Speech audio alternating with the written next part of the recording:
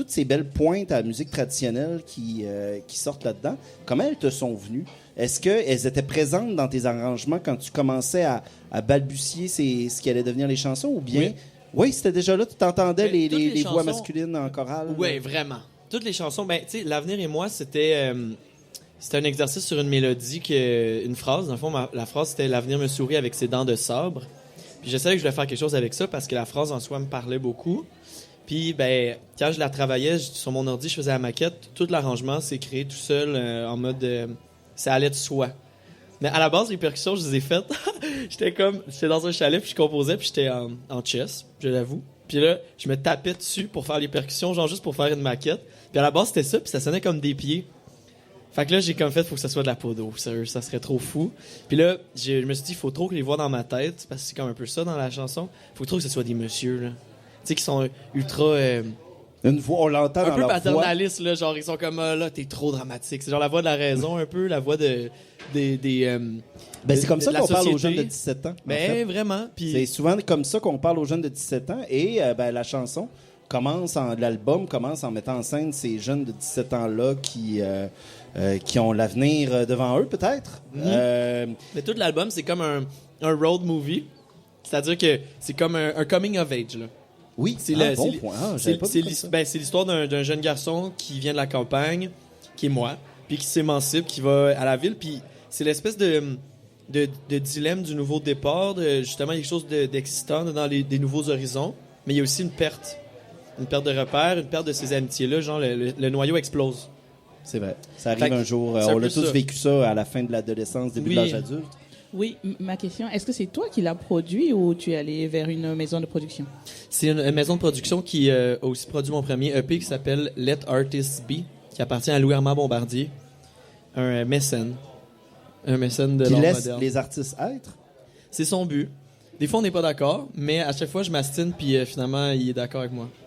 Ben, tant mieux. Puis ça, c'est ma job. Ma job, c'est de faire ce que je veux. Puis sa job à lui, c'est que je fasse rien d'illégal. Voilà. Bon. Il est où ce chalet-là où tu vas te cacher pour écrire? Mais là, tu sais, moi, j'écris beaucoup dans mon sous-sol. Parce que j'ai pas ça, moi, des chalets, mais Louis Armand, lui, il y a des chalets puis des maisons dans le monde. Ça, c'est fou. Fait que là, il y a comme une maison à Nice. Puis j'allais faire des concerts en France, puis L'Avenir et moi, je l'ai fini dans une maison qui est à lui à Nice. Ce qui est genre le truc le plus jet-set que j'ai fait de toute ma vie. C'était trop nice. Moi, je m'attendais à une petite bicoque sur le bord du. Non, mais moi, si un jour j'ai un chalet, ça va être ça. Ça va être genre une shed là, sur le bord de l'eau, tant qu'il n'y a pas trop de moustiques. Mais c'est ça, habituellement, je suis dans mon sous-sol. La plupart d'albums, ça a été ça. J'étais chez moi. Puis c'était l'été, genre, fait qu'il faisait 42 degrés. J'étais dans mon petit studio dans le sous-sol, puis j'écrivais les textes, j'enregistrais.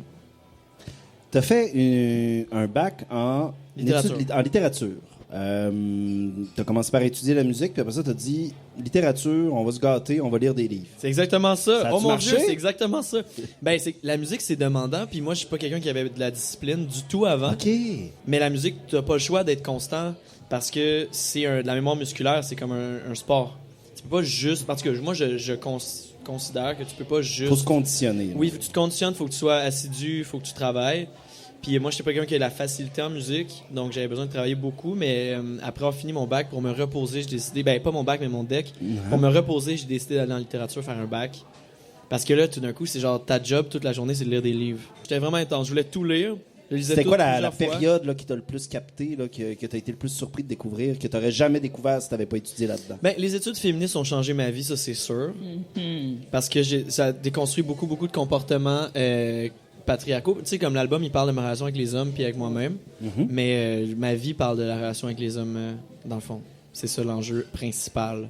Jusqu'à maintenant, puis ça va changer. Mais j'avais besoin de guérir ça. Puis je pense que d'étudier en littérature à Sherbrooke, là, où il y a vraiment un gros angle féministe, c'est ça qui m'a le plus marqué à la base. OK.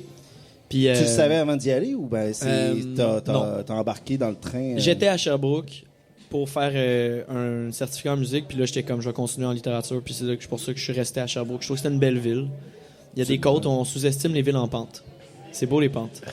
Ben, bienvenue à Québec, hein. Nous autres, les pentes, Vous en avez. on connaît ça, Ouais. n'est-ce pas? Alphonse Bisaillon, on va aller écouter une chanson, justement, L'avenir et moi. Je serais resté plus longtemps, mais coudonc, c'est la vie de la radio. Il faut passer à un autre appel. Si on veut fini? te voir, ben oui, déjà. Bon, je vais être en spectacle ce soir à 19h. Absolument. Sinon, je vais venir au Grizzly Radio Ville. Fuzz le 7 novembre pour faire un spectacle spécial qui s'appelle Jackie, un pick-up en poésie, où j'invite des poètes, poétesses de la ville et des musiciens et musiciennes de musique contemporaine. Est-ce qu'on fait peut un show déjà en fucked nommer up. quelques-uns? Mais je peux pas tout de suite, non. OK, c'est bon, parfait. C'est secret. Oui, super, mais un secret, c'est ce qu'on dit à une seule personne à la fois. Alors, allons écouter l'avenir et moi. Et à micro fermé, peut-être que nous, au sacrilège, on aura des scoops sur Jackie, un pick-up en poésie. Merci.